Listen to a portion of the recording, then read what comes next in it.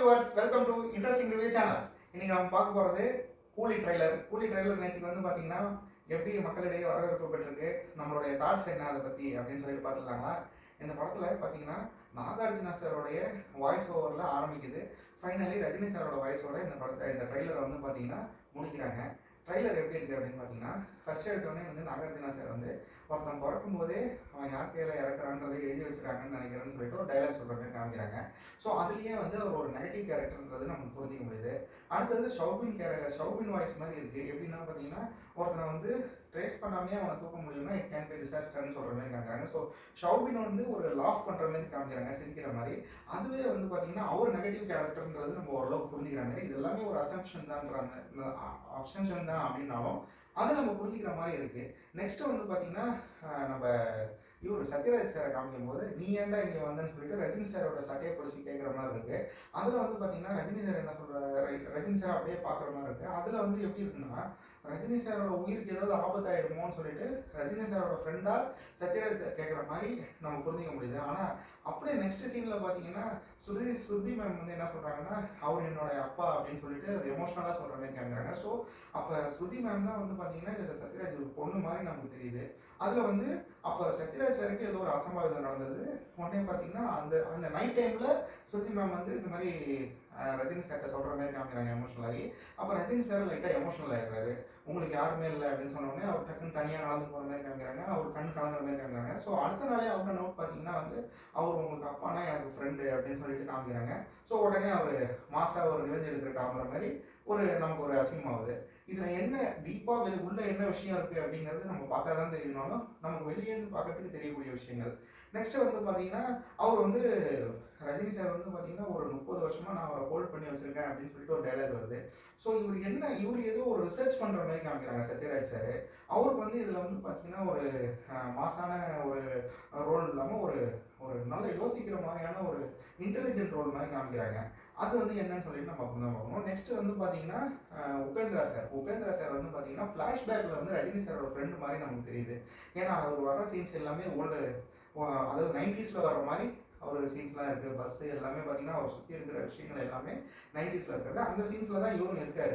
So இவர் வந்து அப்போ ரஜினி சாருக்கு ஃப்ரெண்டாக இருந்து அவருக்கு ஏதாவது வந்து ஒரு நடக்கக்கூடாத ஒரு அதிர்ச்சி நடந்துடுற மாதிரியும் அதுக்காக வந்து ரஜினி சார் ஃபைனலி பழிவாங்கிற மாதிரி இருக்கிறதுக்கும் வாய்ப்புகள் இருக்குது.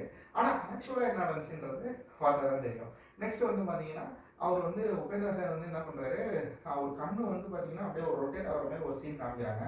அந்த சீன் வந்து எதுவாக இருக்கும்னா, அப்போ இவங்க வந்து அந்த அந்த அந்த அங்கே இருக்கக்கூடிய ஓனர் வந்து ஏதோ ஒரு ஒரு தப்பான ஒரு வேலையை செஞ்சு அவங்க சம்பாதிக்கிறதுக்காக ஏதோ ஒன்று பண்ணுறாங்க. அதை வந்து உபேந்திரா சார் 30 இயர்ஸ் பேக்கே வந்து கண்டுபிடிச்சிடுறாரு. அதனால அவருக்கு வந்து அவங்களால ஏதோ ஒரு ஆபத்து நடந்தது. அது வந்து ரஜினி சாருக்கு தெரியுமா தெரியாதா?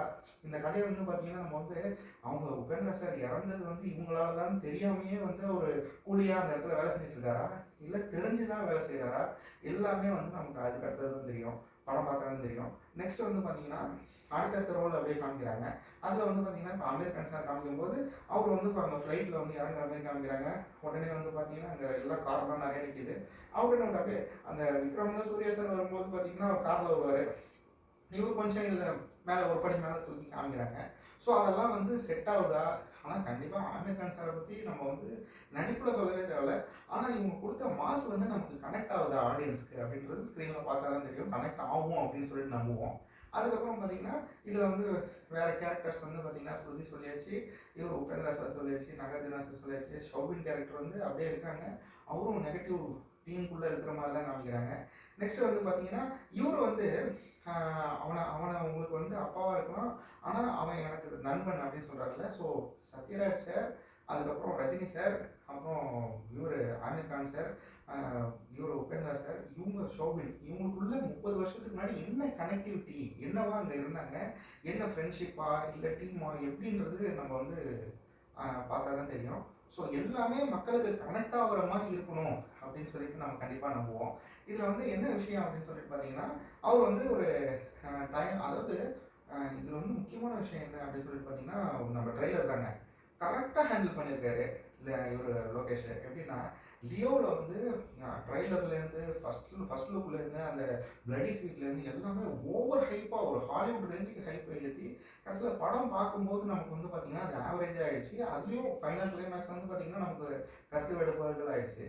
ஆனால் இந்த படத்தில் அப்படி ஆகிடக்கூடாது அப்படின்னு சொல்லிட்டு அவர் வந்து பார்த்திங்கன்னா ரொம்ப இன்டெலிஜென்ட்டாக வந்து நான் வந்து ஒரு நார்மல் சீன்ஸாக மாஸ் எல்லாம் இல்லை, மாஸ் சீன்ஸ்லாம் ட்ரைலருக்கு எடிட் பண்ணாமல் நார்மல் சீன்ஸ் எடிட் பண்ணுறேன்.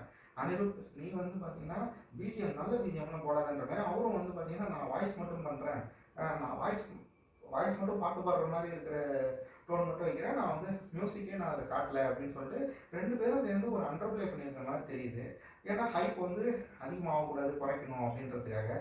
ஆக்சுவலாக ஏன் இப்படி நம்ம சொல்கிறோம்னா எதனை அப்படி சொல்கிறோம்னா ரஜினி சாரோட லுக்கு எல்லாமே பார்த்தீங்கன்னா அந்த ஹேர் ஸ்டைல்லேருந்து அந்த ட்ரெஸ்ஸிங் காஸ்டியூம்ஸ் எல்லாமே வந்து ஃபேஸே வந்து பார்த்தீங்கன்னா இதுக்கு முன்னாடி இருந்த படங்கள்ல அந்த வயசானது ரொம்பவே தெரியும். ஆனால் இதில் வந்து எல்லாமே கச்சிதமாக இருக்குது. அதாவது வயசு கம்மியாயிடுச்சுன்னு சொல்ல இதே லுக்கு ரொம்ப பெர்ஃபெக்ஷனாக ரொம்ப மெனக்கெட்டு இருக்காங்க. இந்த ஒரு மேக்கப்புக்காக ரொம்ப மெனக்கெட்டு பண்ணியிருக்காங்கன்றது தெரியுது. எல்லாருக்குமே அதை பண்ணியிருக்காங்க. ஸோ வந்து அவுட் அண்ட் அவுட் இந்த படம் வந்து கண்டிப்பாக ஒரு நல்ல படமாக வந்து மிகப்பெரிய வெற்றி அடையணும்னு சொல்லிட்டு ரஜினி சார் ரசிகர்களுக்காகவும் ஒரு பொதுவான ரசிகர்களுக்காகவும் எல்லாருக்காகவும் நம்ம வந்து கண்டிப்பாக நம்புவோம். நம்ம வந்து வாழ்த்துக்களையும் தெரிவிச்சுக்கிறோம். கண்டிப்பாக வந்து இந்த படத்தோட வெற்றி அடைஞ்சு நம்ம வந்து ரிவ்யூ போடுவோம். ஓகேங்களா? நெக்ஸ்ட்டு ஒரு நல்ல படத்தோட ரிவ்யூவில் பார்ப்போம்.